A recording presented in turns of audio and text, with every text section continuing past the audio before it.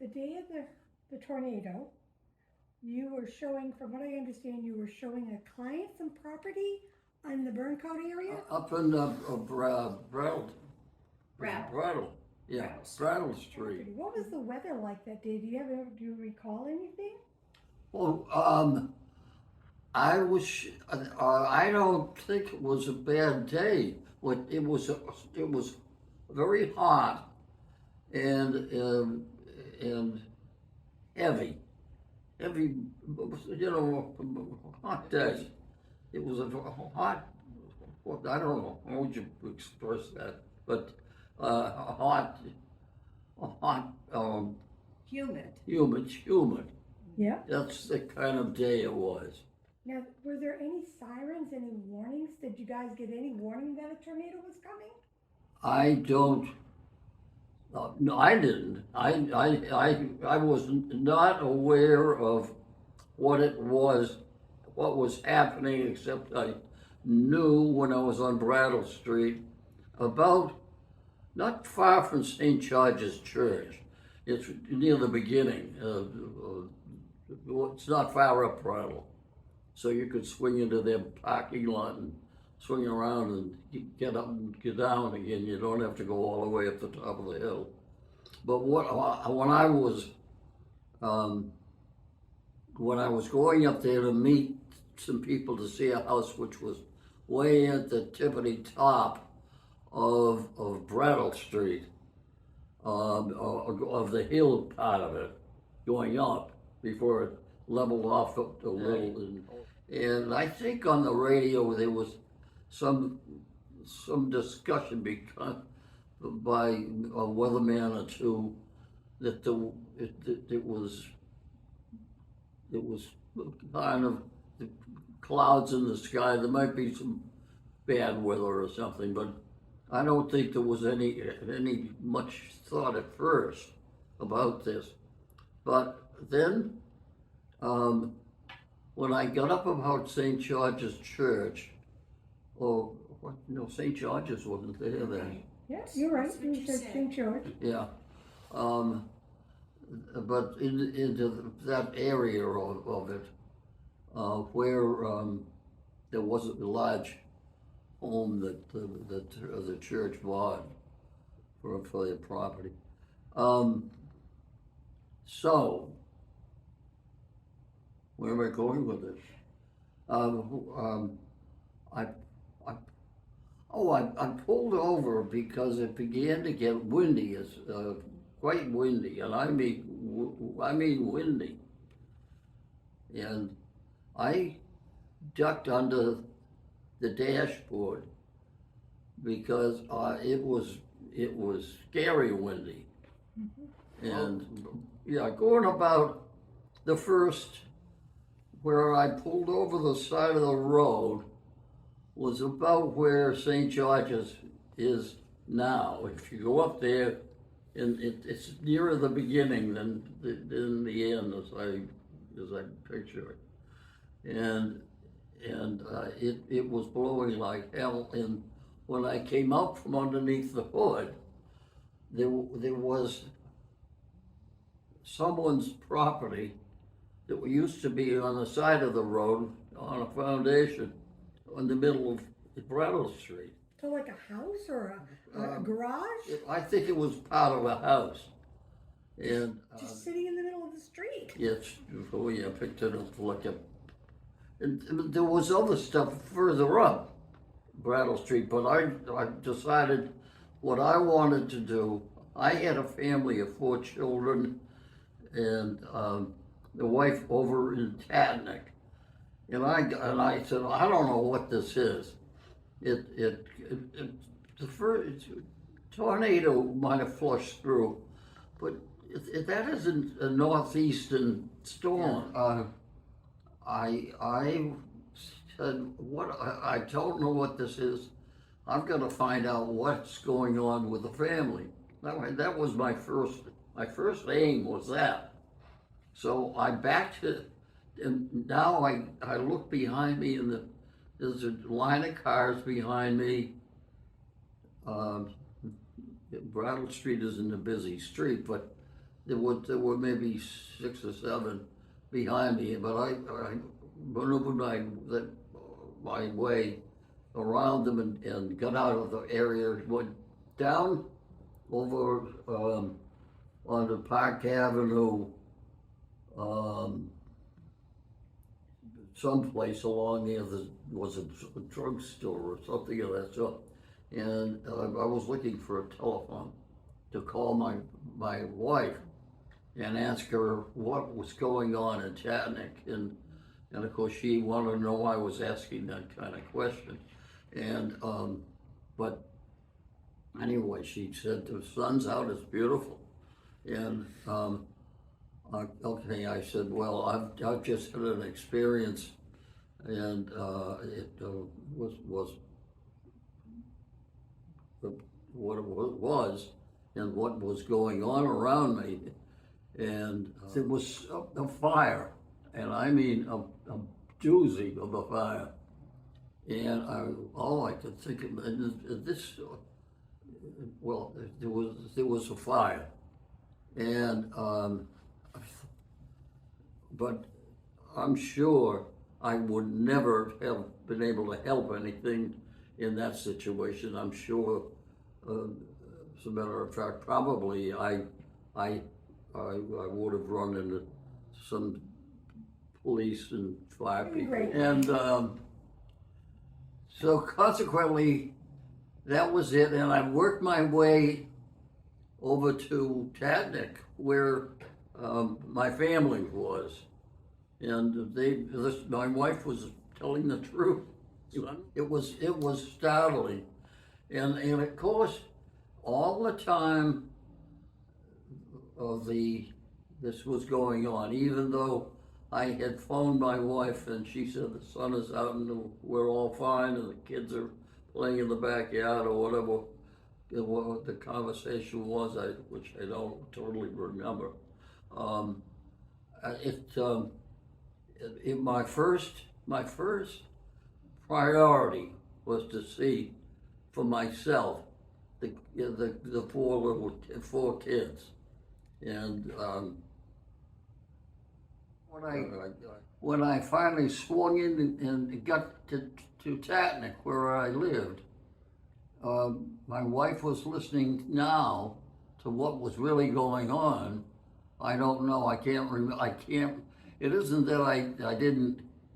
We weren't. Or she wasn't listening, but I can't remember the small things that were talked about every second I got home. I just wanted to see the family and make sure they were walking around. They were okay. And then I think there must have been a plea for a radio announcer saying something to the effect that they were liking the idea had come up, and they would like to have some people go up into the area now and see if there were any houses that had been blown off their foundations or serious construction problems, work needed, whether or not they've been talked with to see whether anybody in those houses has been knocked unconscious and they're not awake now, or they needed hospital care. And of course, I suppose, I think it was coming out of City Hall, this kind of conversation, you know. So I got a arm band someplace, and I'm pretty sure it said. I told you what it was. You said it was an armband that allowed you to go into. Yes. Did I tell you which one it was? I don't think so. Do you remember? Maybe it was a Red Cross or something like that?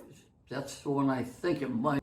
I remember I walked right on, you know, where Burncoat South, the two Burncoat High School, junior high and senior high.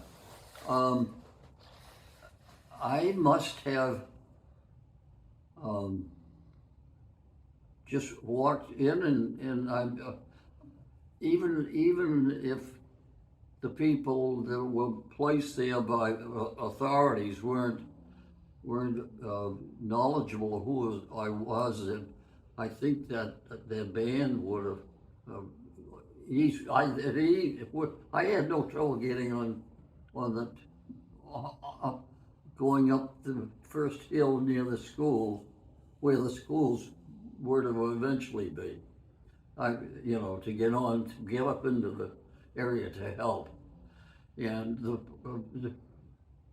that one radio program I did hear where they talked about to make sure that there weren't any people that have been hurt in some of these houses, and they needed hospital or work, or however they usually talk about doing that kind of thing to get the people.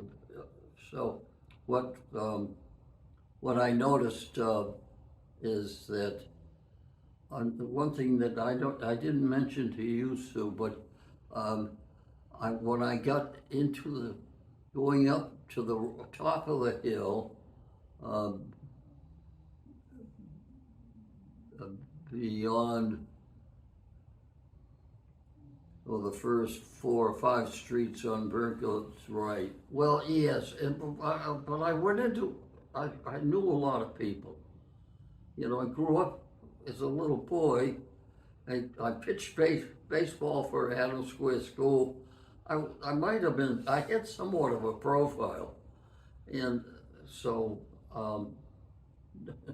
as kids, as a young man, and but I just, yeah. So that's all I would say, and that we're just we want to make sure that nobody, nobody needed help, and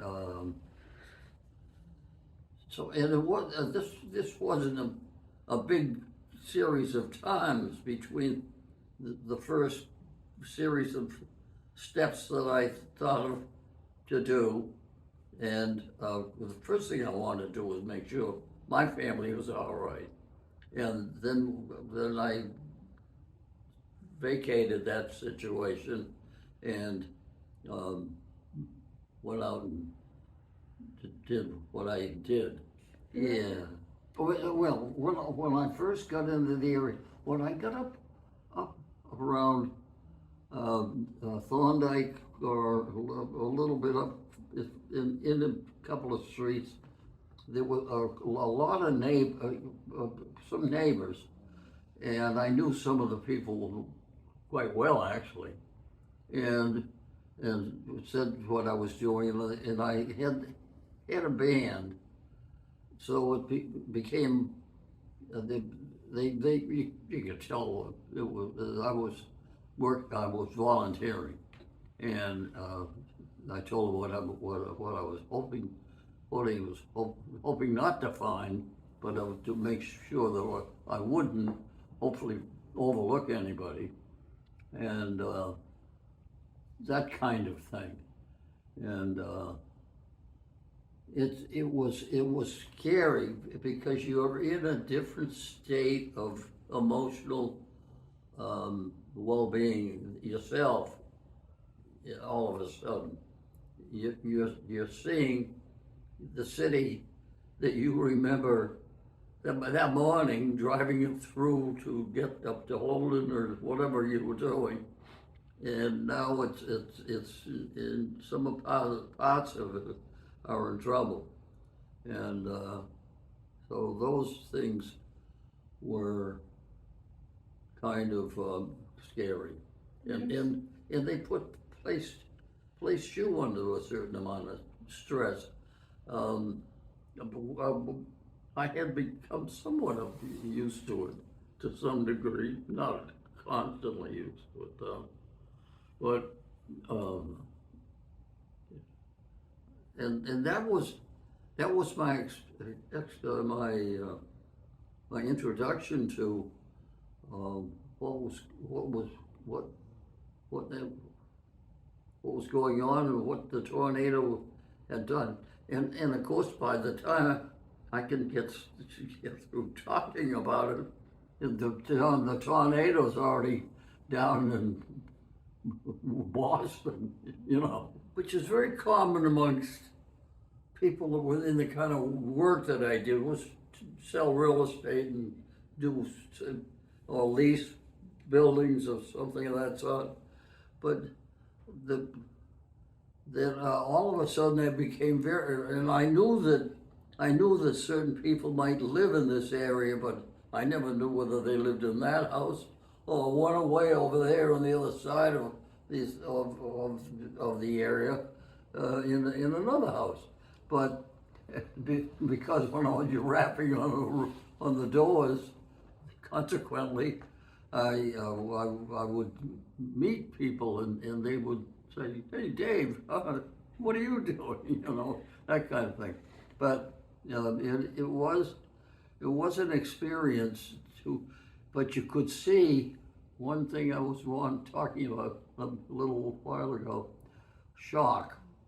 You could see the eyes had glazed over a little. A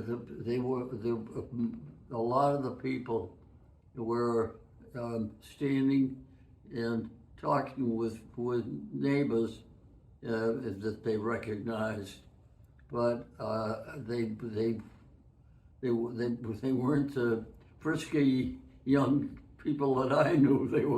They put a couple of years on themselves, you know, all of a sudden, and yeah, but I can't. I don't want to give you any melodrama. You can do that. That's what you hired to do.